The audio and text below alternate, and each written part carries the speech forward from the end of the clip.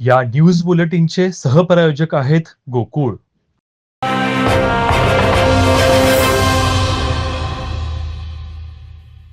रंकाळा पाणी पातळीत मोठी घट झाली आहे. त्यामुळे संध्यामठ जवळील एक छोटं बेट निर्माण झालं आहे.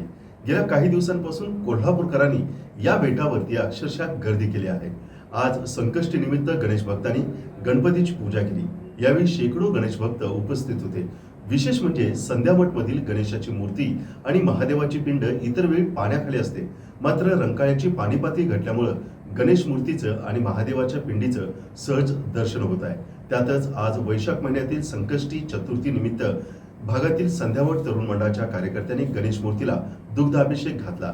यावेळी मंडळाचे अध्यक्ष शशिकांत उर्फ पप्पू नलवडे, माजी नगरसेवक इंद्रजित बोंद्रे यांच्यासह मंडळाचे सदस्य आनंद सुतार, ओंकार भालकर, आशिष पाटील, सागर भालकर, साहिल नलवडे, अजय जगदाळे, स्वरूप नलवडे, अशोक साळोखे, प्रसाद सुतार, अनिल शिंदे, प्रवीण जगदाळे आदी उपस्थित होते.